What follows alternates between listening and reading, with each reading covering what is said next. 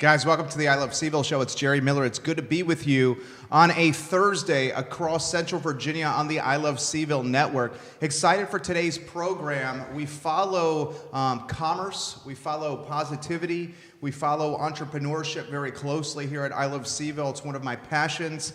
And as we have kind of followed and have our pulse on what's happening in Central Virginia, we hear time in and time out that Greene County is a municipality that's booming with positive vibes, booming with businesses, booming with entrepreneurship, booming with housing that's affordable. We're seeing a lot of folks that are otherwise employed in the epicenter of Central Virginia, and I think the epicenter of employment in Central Virginia is the city of Charlottesville. That's safe to say. We're seeing them move to Greene County to get housing that is more affordable that perhaps they cannot find in CVille city limits. We know Charlottesville's 10.27 square miles, and when you have such limited area and such limited housing supply, it's going to drive the price of that housing stock up, and as a result, it's going to create a trickle-over effect to the counties surrounding Charlottesville. I think that's one of the things that is undoubtedly helping Greene County boom. I think another aspect that's helping Greene County boom is the welcoming business community, local government who prides itself in supporting entrepreneurship, prides itself in supporting festivals, and we're going to spotlight the festival and event scene in Greene County, guys, with Rulison and Michael Payne. They come up in a matter of seconds here on the I Love CVille Show. The only thing I'm asking you to do as you're watching this program is to give this show a like or a share. If you could do both, that would mean the world to us. Scott Bandy, thank you for joining us. John Craig, Kimmy, thank you for joining us. Give the program a like and a share, and we would be grateful. There's 4 people that make this show possible: myself, Harris Tolber, Judah Wickhauer, and Lauren Linsky. We work hard on a Monday through Friday basis to give you a daily talk show. This is the only daily talk show that's streamed on social media in the entire Commonwealth of Virginia, guys. A lot of effort is put into this. Trust me. Let's thank Harris, the people that make the program possible. First, Intrastate Pest and Service Companies. This is a 4-generation strong business. It started with the first generation, Mr. Wells, in 1969. He literally was servicing his customers, and when he was done servicing an account, he would go to a phone booth and call from the phone booth to see if the next account or the next homeowner was ready for their pest control services. Today, Intrastate Pest and Service Company is 4 generations strong with an office in the Shenandoah Valley, the headquarters on Harris here in Charlottesville, and an office in a market opening in Richmond. Literally Commonwealth-wide now for Intrastate Pest and Service Companies, the kind of stories we love to celebrate on the I Love CVille program. We also love to celebrate Dr. Scott Wagner of Scott Wagner Chiropractic and Sports Medicine. Who's got your back? Scott Wagner's got your back. He is changing people's lives with quality chiropractic care, quality sports medicine, and quality physical therapy. I am so impressed with both Intrastate Pest and Service Companies and Scott Wagner Chiropractic and Sports Medicine. Of course, we are the advertising agency of record for both. And we love to work with local businesses that do things the right way. Harris Tolber, let's go to the studio cam, my friend. 7 channels this show is being broadcasted on, and we're going to introduce 2 fantastic gentlemen here. First, Rulison is kind enough to join us, and Michael Payne is kind enough to join us. 2 ambassadors of Greene County. We will start with you, Michael. We call it the birth story on the show, and the birth story is essentially your evolution as a professional, your evolution as someone who loves Greene County. It's kind of the flip book of how you've gotten to this point today. So I'm going to get out of your way, and I'm going to say Michael Payne, the person, hobbies, passions, interests, why he loves Greene County, what he does professionally. Give us the flip book of your life, sir. Well, I think for me, it began when the very first moment I opened the door to a new home in Greene County.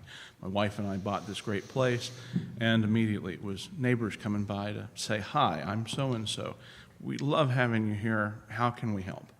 And that level of familiarity, that level of comfort, it seeps into everything that happens in that community. And, I think Stanardville, where I live, is maybe population 560 and 2 old grumps. It makes you feel good to be there. You've got wonderful people that still wave as you're driving down the street. You've got a wonderful town council, you've got a wonderful chamber of commerce, good local government that allows you to go out there and try to do something. They've heavy involvement from volunteers and do-gooders in the region. Just a phenomenal combination of people, time, and talent. I love it. I love it. Follow-up question for you on that. The town of Stanardville, an intimate town, a town where folks know your name. Very much so. Put in perspective life in Stanardville. What is it like? It's waking up at 6 a.m. and hearing the church bells, hearing them go off at 12 o'clock, hearing them go off again at 6 o'clock. It sort of sets your day. It's quiet. It's gentle. You hear the birds go out. You are yards within your neighbor, but it feels like you have the privacy of the world. I love it. I love it. Let's take that into an entire sizzle reel, Harris Tolber, with my first question all the way through his answer. A sizzle reel is a highlight from the show. We think about the show as a football game, and he just threw 2 touchdown passes with those answers. You crushed it right there. Kris Rulison, same thing. The flip book of your life, start to finish. Greene County, professional, personal, hobbies, interests, the show is yours. All right. So I'm originally from upstate New York. For people who don't know, that's quite a bit further from the city than we are here. But I moved down here about 5 years ago. I worked for State Farm Insurance and got relocated down here to the Charlottesville area. As you stated with the real estate prices, when I first got the job offer around here, I looked in what was my price range at the time in a 5-mile circle from our office, and I almost fell out of the chair and had a heart attack with the cost of the real estate there. But I got plugged in with a great realtor and brought me into looking at Greene County and some of the surrounding counties, and came up with a property that we fell in love with and moved down here in 2014. When I was up north, I was a volunteer firefighter, very involved in the community there, and I was looking for a way to get plugged in down here. Went to one of the first, not one of the first, but one of my first 4th of July events, and saw the group and said, wow, there's some energy going on here. This is a cool thing. I can't believe the town, small town does this big party, this fireworks show. How do they do that? I was under the assumption that, well, that was the town putting on that show. Come to find out a few months later, I got roped into it, that it was a volunteer organization that does all the fundraising, does all the logistics, does everything in coordination with lots of the local businesses, the local government and whatnot to put on this festival. And showed up at one meeting, got connected with Mr. Payne here, and haven't gone much more than a day or two since then without having a long conversation with Michael on something related to one of the festivals that we put on. So, talk to us about the festival. Why don't we use that as a springboard? Turn that Harris Tolber into a sizzle reel right there for Kris. Follow-up question for you: the festival. Who, what, when, where, why? All right. So our big one is going to be the Red, White, Blue, and Green, which is the 4th of July festival held on the William Monroe High School property. Fireworks, live bands, parade leading into it, car show or cruising event, vendors. Biggest thing, though, that we're probably most proud about with the event that we put on is we provide a spot for charities and nonprofits to market themselves, to be there, to recruit people, get them coming out and bringing their groups together, helping them recruit, helping them fundraise and be part of us.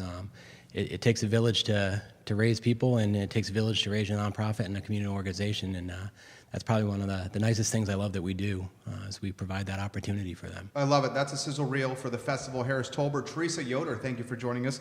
My music teacher from high school, watching currently from Williamsburg. The power of social media. Ray Cadell, thank you kindly for joining us. I know Greene County means a lot to him. Phyllis Templeton, thank you kindly for joining us. If you guys can like and share the feed, that would mean the world to us. April Dent Ward, thank you for joining us. Tim Ryan in Crozet, Chris Turner in Fluvanna County, Grace Australia in Richmond, thank you for joining us. Hi, Kris from Lori DeFonts. She says hello. Matthew Rutnick says, did you bring the pink Jeep? I can't go anywhere without that coming up. We were talking about that before that. Pink Jeep. So, as Michael and I were talking coming on here, that we didn't plan this, but we're wearing red, white, and blue together. And looking sharp, fellas. He tells me that he didn't know what color it is because he's colorblind, and admittedly, I have some color blindness myself. So, when someone buys a faded red Jeep that in their mind looks kind of orange, and their buddies find out that it's pink, you'll never live it down. And then it gets worse when Google Maps drives down your street and takes a picture of it in your driveway. And it was set there for probably 5 years that, anytime I went, you couldn't go without it. So anytime someone comes across a Craigslist ad for pink Power Wheels or anything else, it seems to flood my Facebook feed. So I love it. It's part I of your can't personal live it brand down. now. Yeah, I think you should embrace it. Yeah. It sounds like Michael Payne, he's embraced it. Put that in perspective for us. You know, Kris is 1 in a million. Well, I wish I could say he's 1 in a million. He's one of about 10, because all the volunteers on the SIDC are, you know, you're looking at a cookie cutter version right there. People who really care, who are committed, and who, you know, they just go the extra mile. So having him as a friend and as a neighbor is awesome, even if it is a pink Jeep. The current one is black. Blends in better. That's all right. I'm always going to see the pink Jeep, Kris. I love it. Remember, it had air conditioning when we put up our signs last summer. Yes. That was a win over my the old truck. jalopy does not have air conditioning, and putting up signs in the middle of summer is a really difficult task. I love it, fellas. I love where this is going already. Barry J. Mokel. Barry. Good job, Kris. You look sharp. Thank He's you. giving you some props right now. SIDC, Stanardville Independence Day Committee. talk to me about that. You know, it's a group of Muppets, Misfits, and Pirates. Where it's about 12 people on the 12 people on the committee. We get about 8 or 10 to show up on game day. They're the heart and soul of how this organization happens.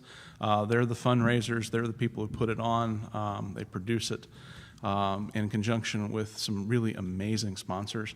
And let's not forget, we couldn't do any of it without the Chamber of Commerce. We especially couldn't do any of it without Capital Sheds.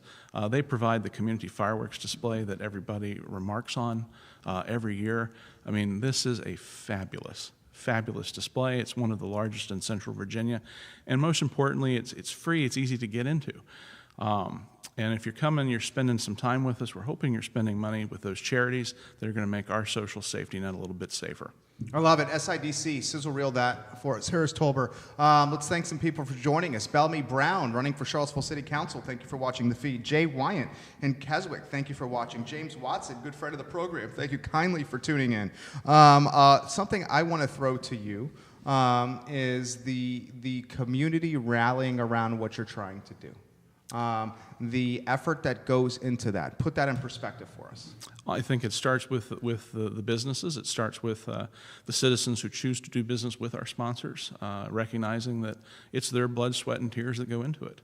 How do you go about getting involvement? What are the steps? What do you do?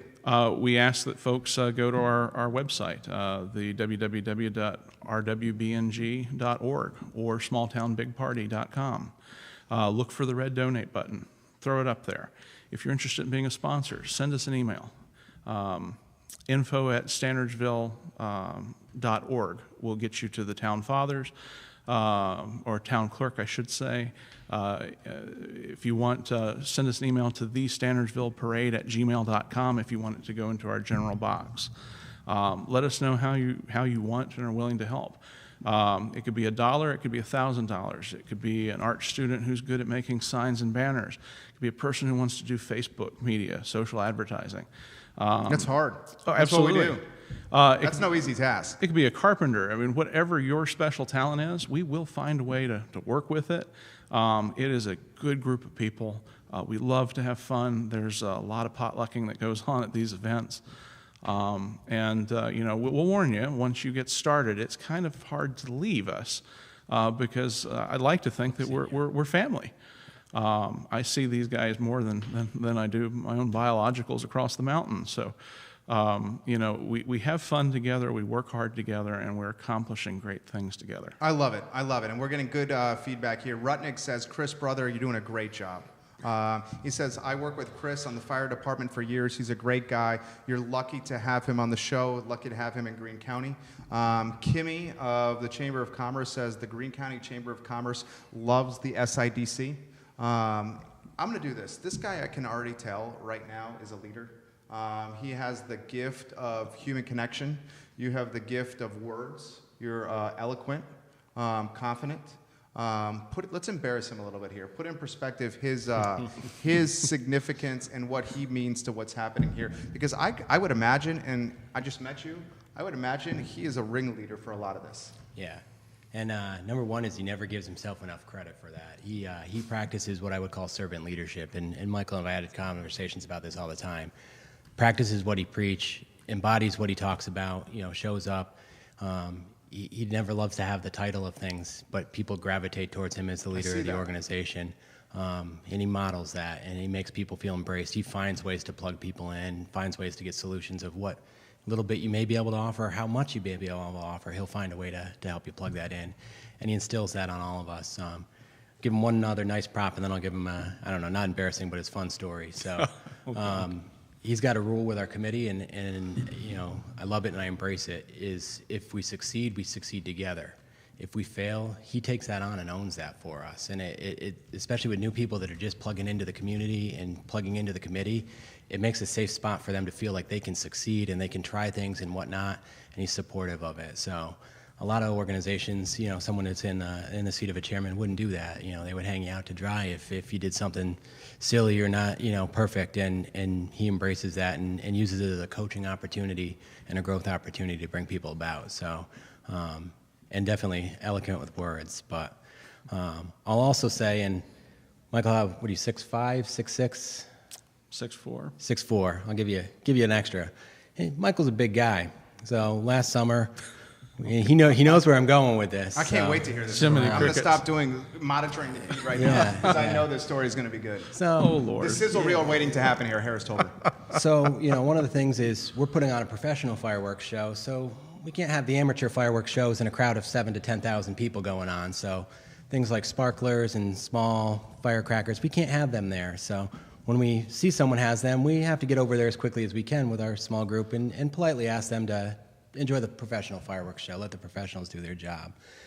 But I consider myself pretty quick and nimble through the crowd, and we had some amateur fireworks going on in our crowd, and I was moving pretty quickly through the crowd, and Michael had been talking to me, and he'd been sitting down over by our volunteer tent, and I know I left before him.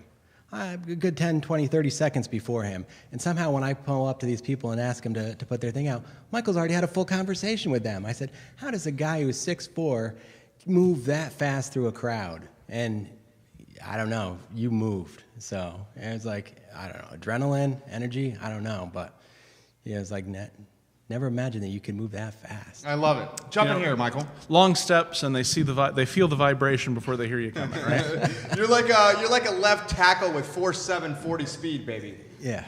You know, you got to move when it's important. There you go. There you go. Matt Matisse says, hey, that's a nice vest you have on, Kris. He also says you are a great guy, Kris. So he's giving you some props. On the red, white, and blue page, Lori Shiflett Hensley. She says, Kris, your State Farm team is watching. You're doing a fantastic job right now. Like and share the feed. That would mean the world to us. These fellas are giving their most precious commodity, which is their time, to spotlight Greene County. All we ask in return is a like and share of the feed. I got some DMs coming in for you guys, and this DM is coming from a John Shiflett in Greene County, and they want to ask for a question for you, Kris, as someone that's new to GC or newer to Greene. How has it been your reception to God's country? I love it. So I'll also preface the statement is where I grew up in upstate New York, again, not city-wise, we have just as many open spaces and mountains and lakes as well. So it was one of the things that really made this area appealing when we had the ability to move down here. You got the beauty of the mountains. You're right there at Shenandoah National Park and whatnot. So geography, topography, can't ask for a more beautiful area than we live in from all of central Virginia. But as far as is being received in the county, people are friendly. People, you know, want to know you, want to get to know you, and once they know you, they never forget you. It is definitely a very welcoming community, and that's something that you can't replicate. It just happens to grow from there, and I'm glad we can foster that in some of our events and hopefully welcome even more people to the community. I'm getting a request for Michael Payne. I need to ask you about Oktoberfest and your amazing costume from last year.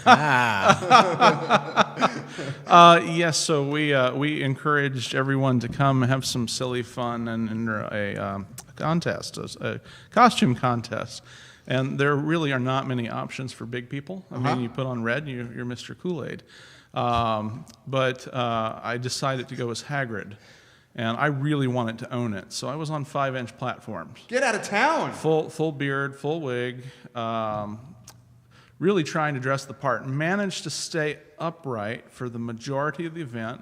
Found a pothole that like sent me just face planting down, and fortunately Kris and several other people were there to lift me up. Yeah. But we had a ball in the end. The kids had a blast. The homebrewers had a blast. Our visitors had a blast. And a lot of folks, they see a sleepy little town. They don't think that anything's going on. But when you look under the surface, there's a lot going on, and this is just one of the fun things that's cooking up. We will be having that again. I will probably not be wearing the 5-inch heels or platforms. What was the hardest part of managing the 5-inch platform heels? The shoes. I had to practice for several weeks. Did you? Around the living room? Around the living room, really worked out the legs. The legs were looking great, by the way. That was funny, dude. You're a funny dude. We had a blast. At the end of the day, I think pretty much any of us will do anything to make the kids have fun. Sure. To make our guests have fun and get them to spend some money, raise some funds to put on the red, white, blue, and green. I love it. You have the pulse of the community. I think that's safe to say. Talk about just the entrepreneurial vibe in the community. I mean, I go through the county often for work, and I'm often traveling north for work. And when I am, it's like every single time I'm driving through, I'm like, there is something new happening. There is new business. There's thriving commerce.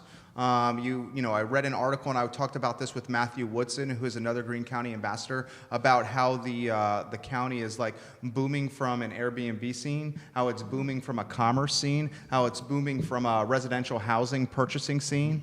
I mean, it's just freaking booming here. Why so? Why are entrepreneurs being gravitated to GC? I mean, what's going on here? Well, I think it's a couple of things, really. I mean, it's the type of people that live in Greene County. The families that have been there for generations are very self-sufficient. They're hardworking. They're honest. They don't want a lot of government support. They want to feel like they've earned what they have at the end of the day, and they take calculated risks, and they go out and they own that.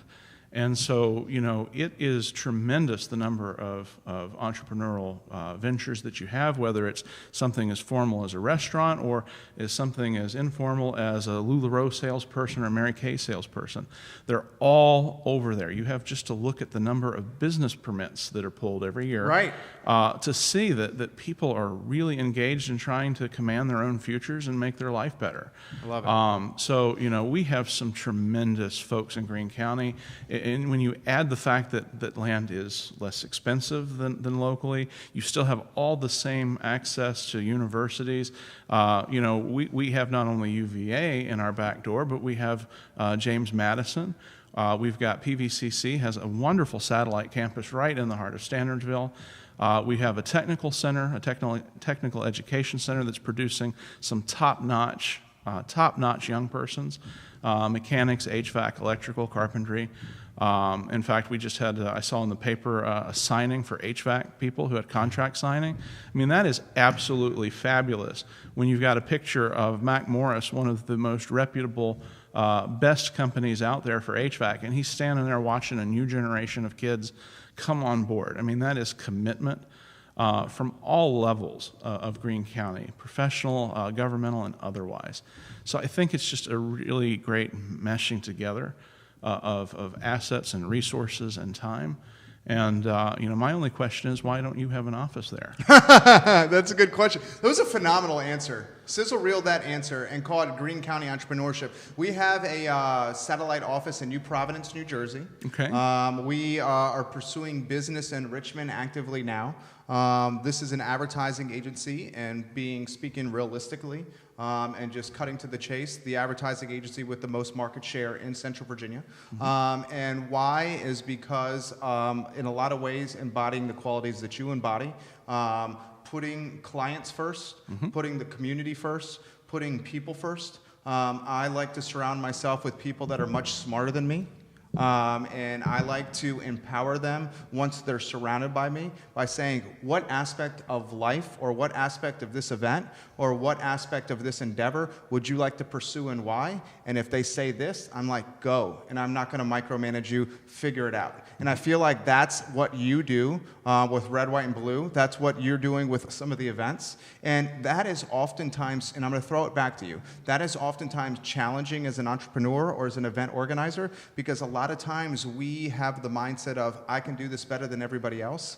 But it comes back to one of the most important books that I've ever read. It's called E-Myth Mastery.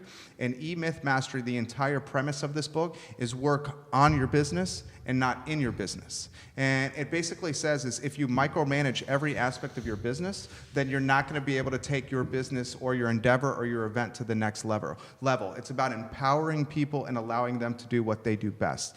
It's a vulnerable feeling at first, but once you have success with it and you see that the people you trust can execute, then that vulnerability starts to diminish and it turns into confidence. Put that in perspective firsthand with how it pertains to you. I think that's exactly what we go for. I had the opportunity to do my administrative residency when I was at Tulane University at Ochsner Clinic Foundation.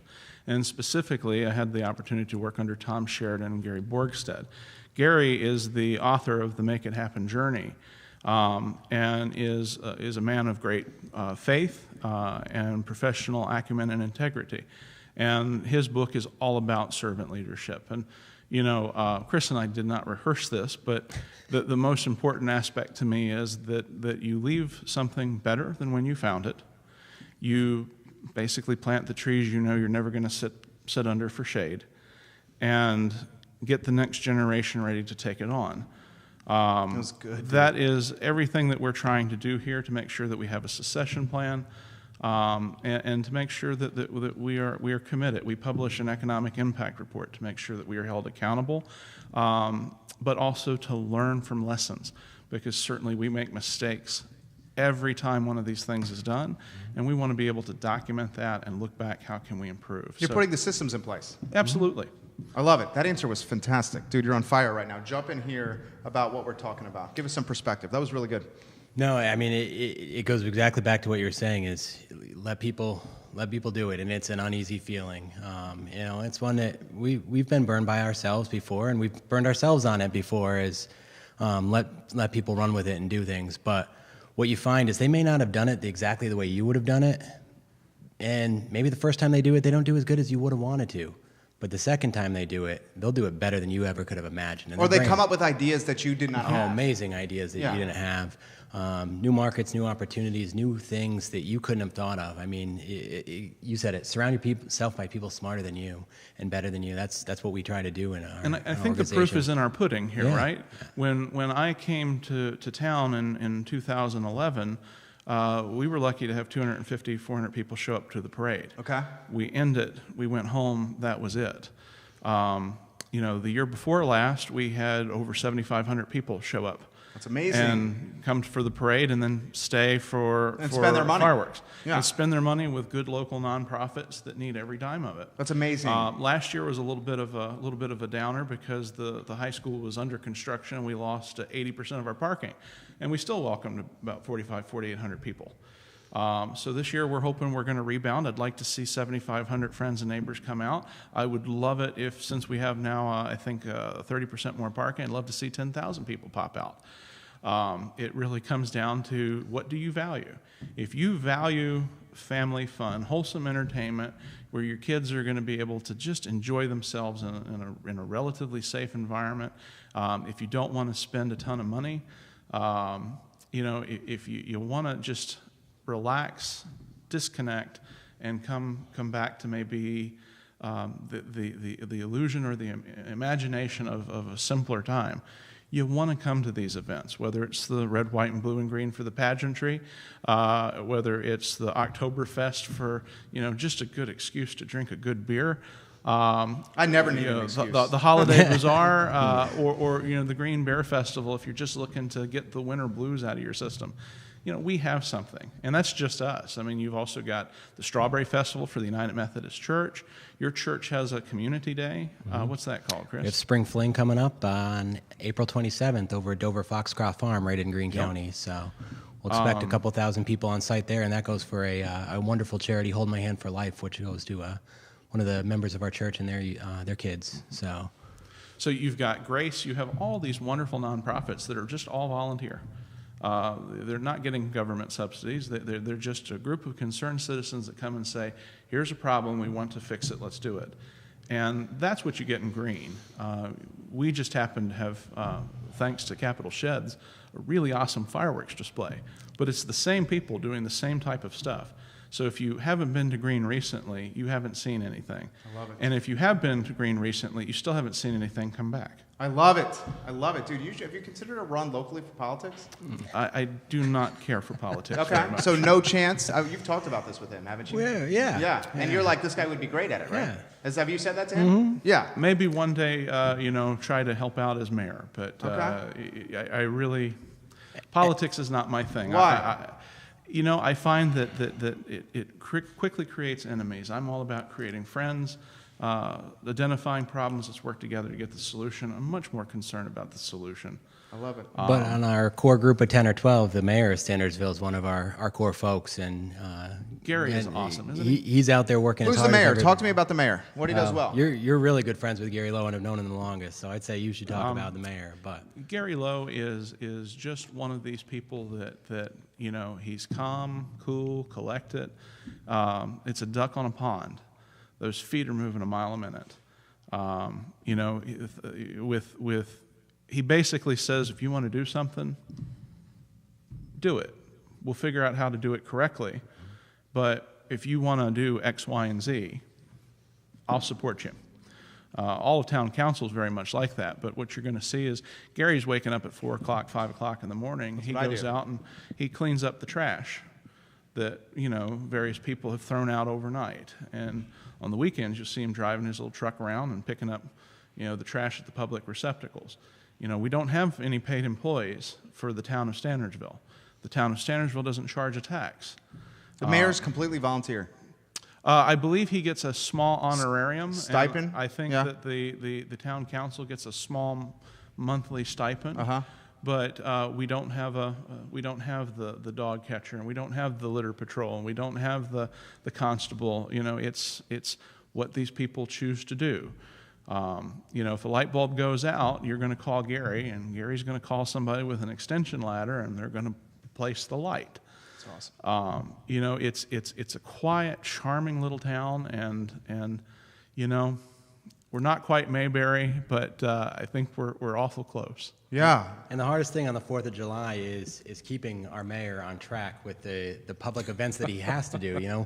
We've got things where he's supposed to be announcing things and winners and whatnot, which is the spotlight we want him in.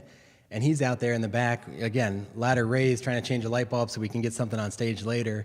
He is hands-on and it just wants to be part of the committee, and again, doesn't want to seem like he's higher up ranking than somebody or anything else. He just wants to be part of it, and is part of it. So definitely part of the energy and the fun that he brings to the organization. Oh, yeah. He couldn't be here today. We were hoping he was.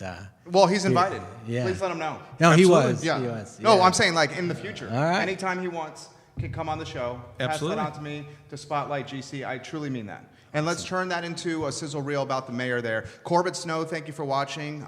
Snow knows this guy's doing big time things. Landon Harris, thank you for watching. Travis Washington, thank you for watching. Like and share the show if you can. A number of folks that are watching in Greene right now. Trinity Robin, thank you for watching. Jacqueline Clark, Jerry Ann, thank you for watching here on the I Love CVille Show. If you can give it a like and a share, that would mean the world to us. You talked about the economic impact report that you provide. The economic impact report, and I'm going to get out of your way, is a way to hold yourself accountable. Basically, it's like, this is the ROI of what we have done. Yes, we want folks to know what did their hard-earned money go to that they donated to us. We wanted them to know where it went. I love that. It's transparency. It breeds honesty. Absolute transparency. We also want them to know what benefits. So if we can fill a few additional Airbnb rooms, for instance, or a few additional hotel accommodations, then that's money in people's pockets. If we can invite a person who sells magnificent pottery to one of our events and they turn over twice as many pots as they normally would, it's money that goes into our business. People need to see it. They need to understand that it's not just, okay, we're throwing money up and blowing it up. Love it. They need to see what is really happening. I love accountability. I love it because it gets, when you say your money went to this and it yielded this result, it breeds more engagement. Well, absolutely. And we want them to know that they're getting value for it. Tangible production. Exactly. I love it. I love it.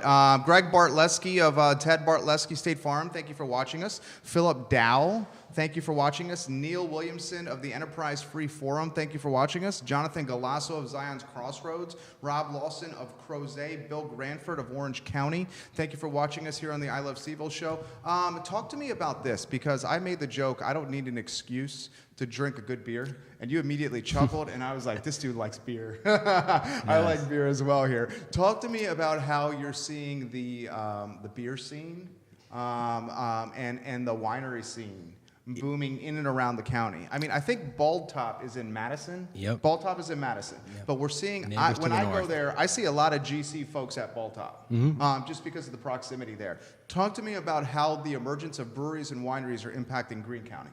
So, and that's one of the hardest things is we don't have a lot of breweries that have popped up in Greene County, which is what led us to, let's do a homebrewers competition, because we got a lot of homebrewers in there that have some really cool stuff that they can bring out and highlight.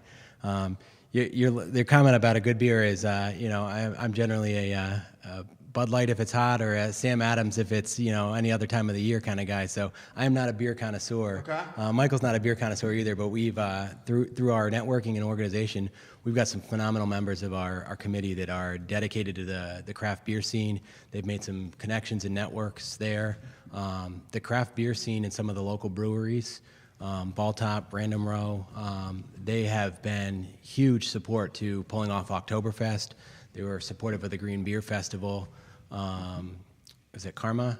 Camera Has been awesome towards getting us some prizes, getting us hooked up with our winners of our homebrew competitions. Have gotten to go brew in a professional brewing facility with some of our true local craft breweries. Something that if they were just doing it as a hobby, they might not get that opportunity. So.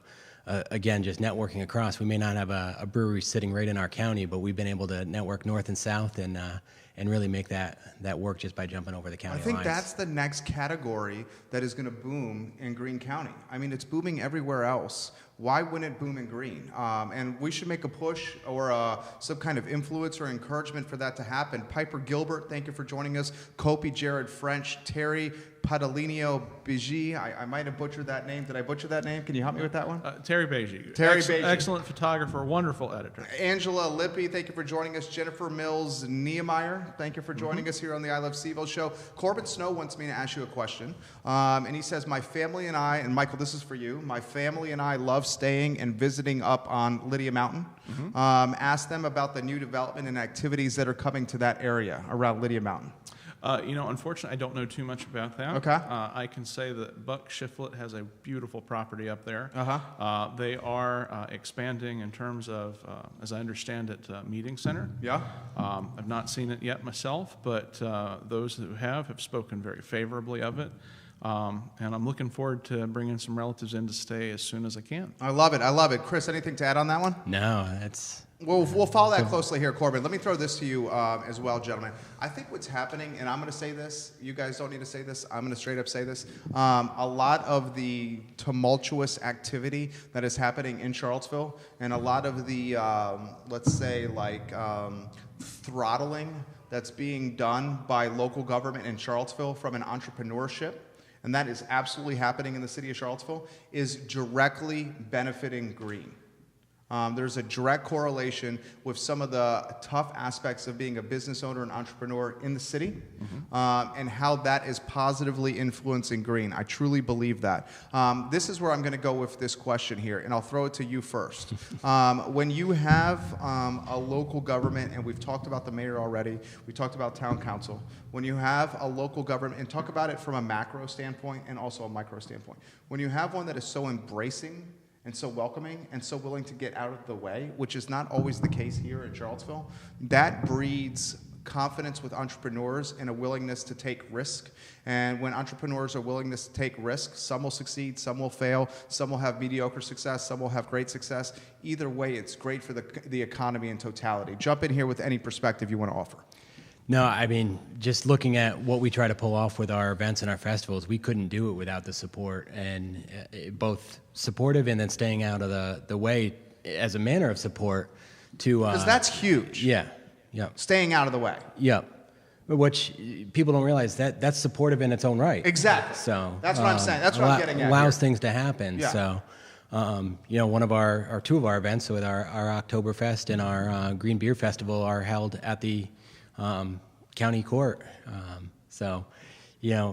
Allowing us to use the property, embracing us that we're there, and knowing that, and taking the leap of faith on Michael and the SIDC that we're going to leave it better than we found it. We're going to clean up after ourselves and really bring a responsible event right to the physical buildings that are owned by the town. And the county is embracing and allows us to pull these things off. Last year, Michael hit on it a little bit, when the construction was going on at the school. Boy, I've never had so many doubts about are we going to be able to pull this event off, and any one of us on our own would have probably said, you know what, it's time to throw in the towel. We're done here. We don't have the parking, we don't have the accessibility, we can't get our vendors in that have the food trailers and other things. And the town worked with us. They worked with the school, they worked with the contractors, they built us a road just temporarily to be able to get our vendors down on the field and made that possible. A huge amount of support there. It could not be done without that level of support and just problem solving. It's like, all right, we want to pull this off. How are we going to do that? All right, so we're going to close this road down and instead of that road down to make it happen. That's huge. The sheriff's department being on site and making things happen. And then through their networking and coordinating, we got a flyover from Pegasus. That's pretty cool. That's impressive to young kids and gets people around. It's just awesome to be part of that. Jump in here, Michael.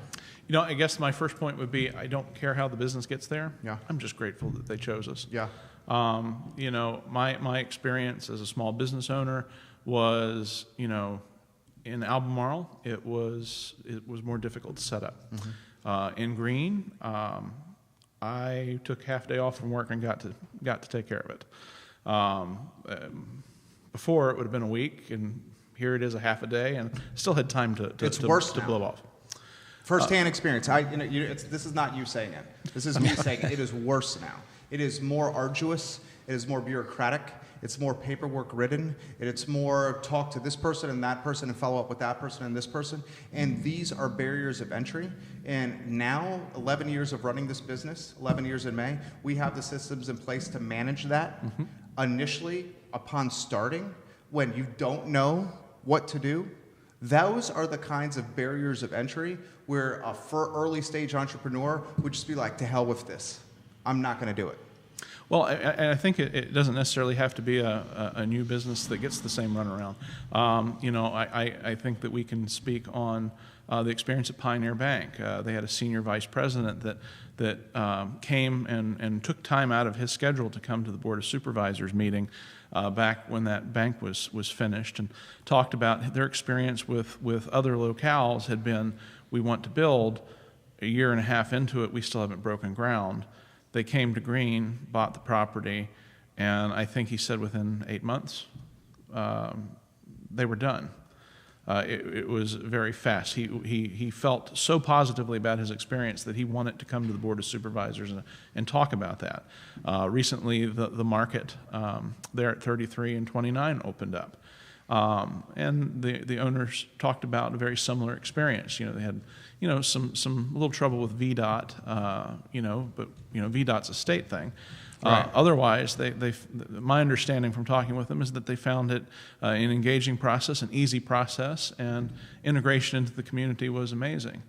From a really micro standpoint, and I've talked about this before with Matthew Woodson, from a micro standpoint, once I saw Jack Shop Kitchen opening in Greene, I mean, you're talking a farm-to-table restaurant. Mm-hmm. Okay, you're talking about not only a farm-to-table restaurant, but a really freaking good one. That right there, in a lot of ways, is a microcosm of the evolution of the county, because when a farm-to-table restaurant is coming to Greene, and it's not just perhaps chain restaurants, you know what I'm saying? Mm-hmm. Absolutely. That right there shows that the county is is embracing new perspectives and new ideas. And I'll cut to the chase again, and I know the county well. 25, 30 years ago, and this was before you guys moved in, it would have been tough to get things done in the county if your last name wasn't Shiflett, Morris, or Dean. Okay? I'm going to cut to the chase. That is not the case anymore. And I think what is happening is because the housing is so affordable that there are folks that work in D.C. that are living there, folks that work in the city of Charlottesville or Albemarle County that are living there, and it's coming with a broader, different, fresh, new perspective. And that's evolving the mindset. Thoughts on that? We'll start with you. Well, I want to touch on something you said a little while ago. We're talking about doing business in Albemarle County, and sometimes it's like, go talk to this person or go talk to that person. With almost everything that we've been part of in Greene, it's not go talk to this person. Let me bring you along and introduce you to this person and make that connection for you. And so you're not getting the runaround. You're being brought together and being introduced by a neutral party to pull this off. I can't say if it's the same for some of our businesses getting off the ground, but I would imagine the way we've seen businesses grow that it's got to be the same. It's not the go talk to this person or that person. It's like, let me introduce you to so-and-so who will help you understand or get through what you need to, or help you with the process of filling out what you need or what paperwork you may need to do that and pull that off.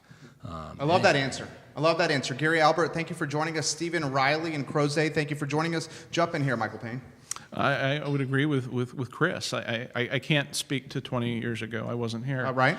I can speak to things from 2011 forward. What I have found is that we have a good board of supervisors. We have a good clerk of court. We have people in the positions that want to help and want to make you successful. And they all have competence and a desire to work and to do their job better than they did it the day before. And I think that goes from the lowest position to the highest position. We've got good public servants there. And, I think fundamentally everybody wants the same thing. They want a good community that's safe. They want to pay the least amount of taxes possible. They want better opportunities for their children. They want a roof over their heads that's safe, no one's going to break in, and they want a full belly. I love that mindset. I wish that mindset was in Charlottesville. Well, I think it's there. I think we just tend to listen to extremes. Talk to me about that. I have no comment on extremes. I'm a moderate person myself. Me too. I'm a libertarian. I try to be as apolitical as possible. Okay. I would say that, extremes have the danger that you only hear the extreme. And that gap between left and right, it looks like a gap. The truth of the matter is it's 3% yelling at 3%, and the rest of us, 94%, falls somewhere in the middle. It's one of the fatal flaws of social media. It's Yeah. the 3% and the 3% on either side have a platform where their voice is perceived to be much larger and much more momentum-backed than it actually is. So I love them all. Yeah. They're, for one day, This guy would they're all make my a great kids. mayor right here. He's got that. They're all my kids. They're all my brothers. They're all my sisters. They're all my uncles and my friends. Whether you're on one extreme or the Sure. next, it doesn't matter. You're still my neighbor. If your car is broken down, I'm going to pull over to the side of the road and help you change a tire. Although that's more your expertise than mine. I think it's just small town, small community, love of each other. Golden rule. Absolutely. That's what we stand for on the show. We close the program every way the same way, embody the golden rule, and I don't even bring the religion piece into it. I just talk about treating others as you want to be treated yourself. And if we just did that as a community or as a country and as a world, of how much better it would make everything. Mm-hmm. I mean, and you know, I'm going to throw this to you before we do. Justin Kinsey of Duck Medic is watching. All right, Huge hi, fan Justin. of Justin. His son is making a big impact at William Monroe High School.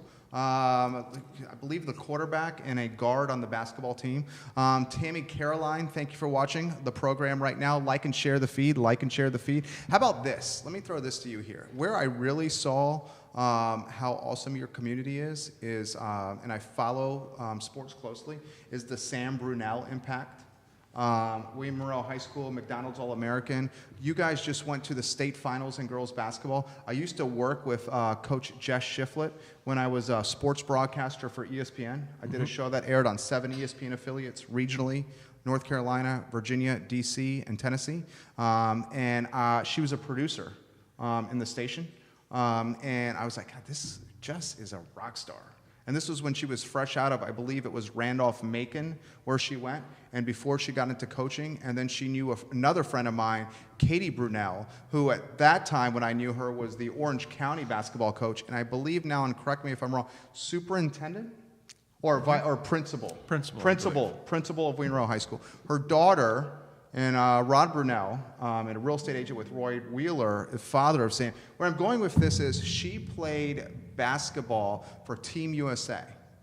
And when she got back from her time at Team USA, you guys had like an epic parade that surprised her to celebrate her return in Greene County.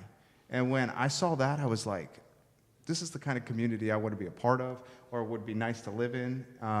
Put it in perspective for saying some of the stuff you've seen. It's just the pride of everyone's success in the community. It's not wantful or boastful about, look at them, they got the lucky break or whatever it is. It's truly just a pride. I mean, like they're from Greene County. They went to William Monroe. Look at what they're doing. That's awesome. Let's celebrate that together. Let's bring that together and celebrate that. And again, that's just a homegrown, mindset and love for one another in the community that you can't replicate. You can't force it on people. It has to happen on its own, and I see it happening. And it's a lot of pride in what they do. Jump in here, Michael. No, I completely agree. I think that rising tide raises all ships. We have some phenomenal kids here. We have some phenomenal families. The Brunels have been a big part of the community. She is a once-in-a-generation athlete for us. Undoubtedly. And, just sharing her talents with the world is an amazing thing. In a way, sharing Greene with the world. Well, absolutely. She's a wonderful ambassador. champion and ambassador for our community. But I would, say that it really is all of the kids. Mm-hmm. We have some pretty darn amazing kids coming through, and in fact, I won't give you their names, but I will tease the fact that we just voted on 2 junior marshals for the parade. It's the first time that we've ever done this, and we couldn't separate. There were a lot of great kids nominated. We couldn't separate it, so we had to give it to 2. And they're just top-notch people. So we'll be announcing that here shortly, but Nothing made me feel more like a slacker when I was in high school and college than reading the resume and the application of these kids and what they're doing and it's how amazing. They're touching lives. I'm like, what was I doing? I was doing things I shouldn't have been doing, which was chasing pretty girls and drinking cold beer. I'm just going to be honest, okay? That's what I was doing. Justin Kinsey says, what's up, fellas? You guys are rocking it. Thanks for the props. I absolutely love Greene County. Kimmy says, hashtag Uncle Mike Payne for next mayor. She's very nice. She is very nice. Look, that could happen. He has it. Oh my gosh, he totally has it. The rising tide raises all. Is that a parable? And again, here's the slacker. I shouldn't have been a slacker, but you've got one of those little slogans for everything. Well, he has the metaphors and the similes for everything. You totally talk to me about that. Where'd you get you're a wordsmith. I had the very extreme fortune of being raised in a family that valued education, that value. Where'd you grow up? I grew up in Middlebrook, Virginia, over near Stanton. It's basically half the size of Stanardville. So it's 250 people? It's very small. Yeah. Do you know Star Trek? Yeah. You know when they do the alternate realities Yeah. that everybody has a mustache or a beard? Uh-huh. Okay, so I grew up in Middlebrook, Virginia. I can point to an analog of every character from my life in Stanardville. Okay. And the ones that were clean-shaven in Middlebrook have a beard here. The ones that had a beard in Middlebrook are clean-shaven here. But it's like I just transplanted my life and moved into, 2 or 3 times the size of Stanardville. But nothing changed. Did you strategically target an intimate small town? No, actually. My wife and I were looking for any place that we could afford with reasonable budget and reasonable payments. It was quite by accident that she was stopped in traffic. There was a big wreck on 29. She was coming down from Fauquier. I was closing up shop. I did a little extra work, and my portfolio fell and hit the keyboard and refreshed. And it said, A-frame, as is, where is, price to sell, pictures to follow. So we had already missed another showing appointment, so we traveled north. I jokingly said that I would just stop in and ask Gary for a hamburger for dinner.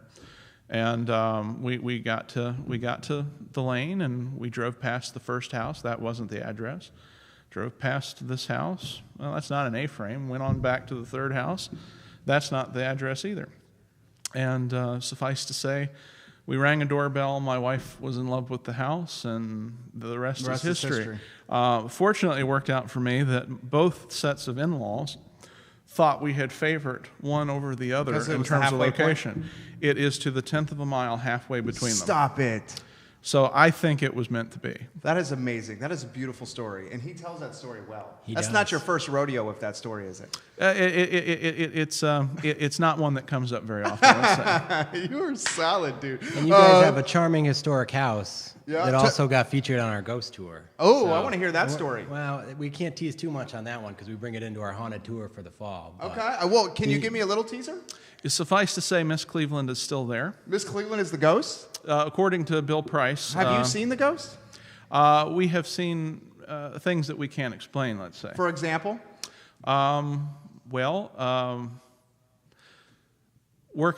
Painting one half the house, carving my wife a Christmas present while the paint dries, going in, doing another, and then finish sanding.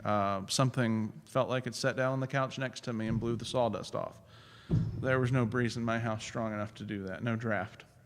Then my wife thought I was kidding and fooling around, trying to scare her. I wasn't anywhere near the house. I was still in Charlottesville. She thought I was fooling around upstairs. The night that I was cleaning the house before we moved in, and suffice to say, I thought she was trying to trick me because she said, well, something happened. She had to stay up in Fauquier and be with her mother. And someone went flying up the stairs. So I thought, okay, well, this isn't right. You're going to forget to turn your phone off. So I called her. Where are you? And by now I'm circling around the bathroom to go into the kitchen, and I see the butler door swinging. And I'm like, I got you now, ha, ha, ha, ha. And, well, my wife, I told you, I'm in Fauquier. I said, well, just stay on the line with me. I think someone's in the house. It's probably just some kids who think the house is still abandoned and they're just fooling around. I went into every room, even went up in the attic. Nothing. There was no one there, but there were clearly footsteps. You terrified from that? It's like a friendly? I think we've kind of made our peace. We finished the one room upstairs, and the paint color seemed like it took care of it. And I don't really believe in this stuff, but I'll just tell you, it's a fun story, and we make sure that we don't do anything without first asking the question, what would Mrs. Cleveland like? And at our Oktoberfest, we got a volunteer JMU theater student we did. Dress as Miss Cleveland. And I'd heard the story before, And she comes at the end of the tour, comes sliding through the crowd and just ever so slightly touching the back of people's necks. And my hair stood up. And I was like, man, oh man. I was like, it brought it to life. And again, What does Miss Cleveland dress like? What'd she have on? Just kind of the tattered looking 1890s, white. just plain old jumper, very, very straight 1920s. I think we've got an image of her that we can get you. But I love it. I would love to see it. JMU's Theater Thespian Society really came on for us and sent us some feedback and some actors. So. I love it. I love awesome. it. Ted Anderson, thank you for joining us on the show. Billy Kernick of Vivi's Cakes and Candy, thank you very much for joining us on the show. Neil Williamson of the Enterprise Free Forum, thank you kindly for joining us on the show. Gentlemen, you crushed it. You absolutely crushed it today. I want to thank you for coming on the program. Thank you for having us. I thoroughly enjoyed this. We are now 63 minutes in, and I feel like it's gone by at the speed of light. And that's a testament to you guys. Could we make one final request? You could do anything you want. It is important, I think, for us to do two things. One, we want to make sure that our sponsors know we couldn't do this without you. We appreciate them. We appreciate the Chamber of Commerce. We appreciate, most definitely, every one of them that has sponsored an event to make this a reality. The second thing that we would want to know is to let folks know that we are now in the middle of our fundraising season. We ask you to support us any way you can, whether that's $1 or $10 or $1,000. Whatever they can do out of the generosity of their hearts, we would appreciate it. We receive a small amount of money from tourism to assist with this, but otherwise we receive no tax dollars to put on this event. The event is funded only through donations, and we adjust what we do based upon the amount of money we have to work with. So if you visit us at smalltownbigparty.com or www.rwbng.org, you will see a donate button in the upper right-hand side. You can do the donation that way. You can go to the Stanardville branch of United Bank and make a donation there. Tell the teller it's for the 4th of July fund. Or you can send a check made payable to the town of Stanardville with SIDC in the memo line.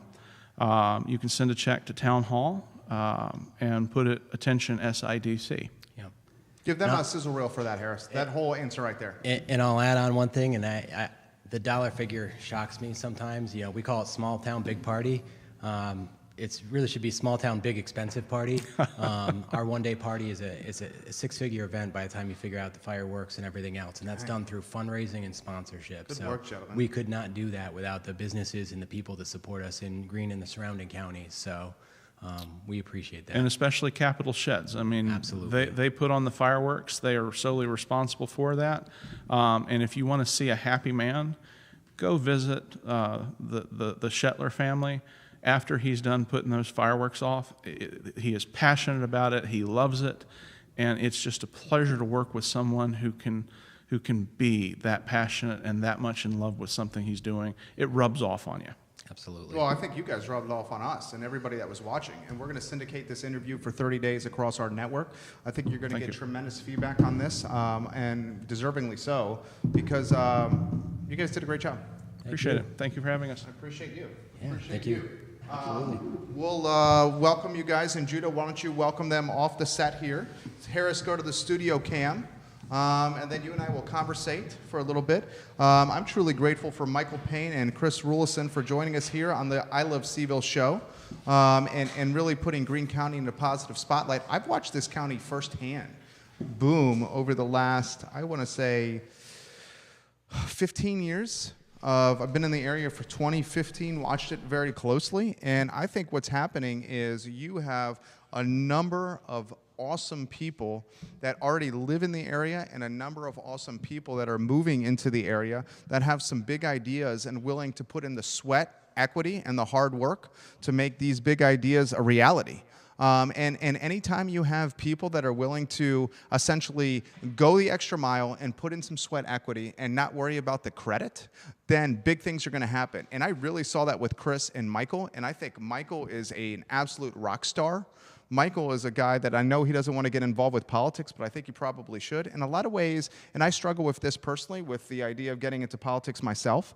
Do you have to get into politics to make an impact? Absolutely not. I think you can, from a macro standpoint, have an impact if you do it the right way and you're honest and you don't make it about yourself and you don't make it about power, but you go in with the most like authentic and genuine and like philanthropic and like truest terms of getting in. And the reason I would want to get in is to make an impact on Central Virginia and potentially the 5th District in totality, because this area has been so good to me over a 19-year period of time. This business is 11 years in May, and when I started this business 11 years ago, had put my life savings, had no clients, literally watched the life savings dwindle, and 11 years later, have a lot of success, and it's because of the fantastic people of Central Virginia.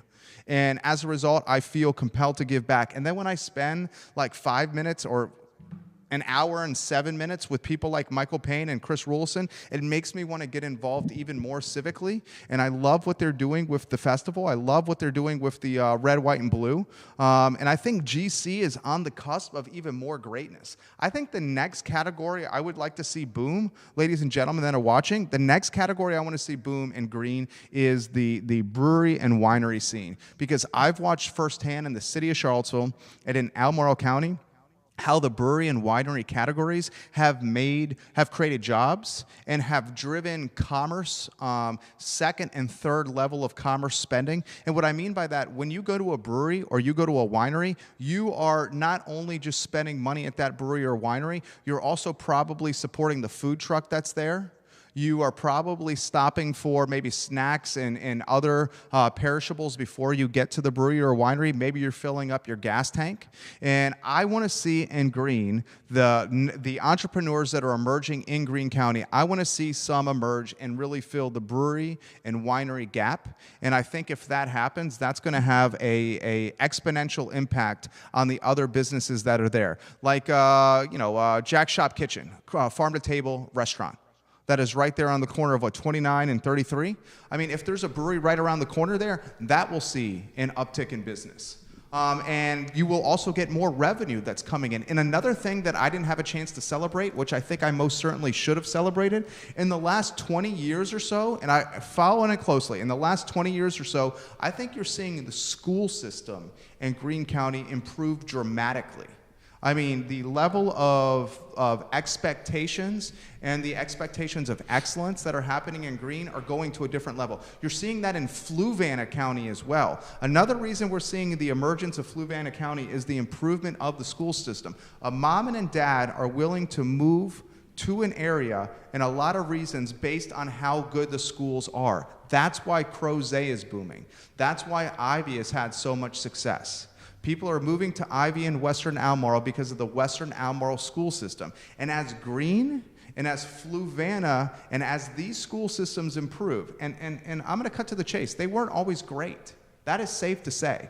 But as they get better and as they improve, and as people like Coach Jess Shiflett or people like Principal Katie Brunel put their sweat equity into the school system, and as they say, look, I'm going to send my kids through here, and not only am I going to send my kids through here, I'm going to work in the hallways as well, and I'm going to spend some extra time coaching the girls basketball team or some extra time recruiting talented coaches to the area and climbing from athletic director and Katie Brunel to principal and Katie Brunel, and I'm going to make this. I believe Katie Brunel is a William Monroe, and correct me if I'm wrong, somebody, I believe she is a William Monroe graduate.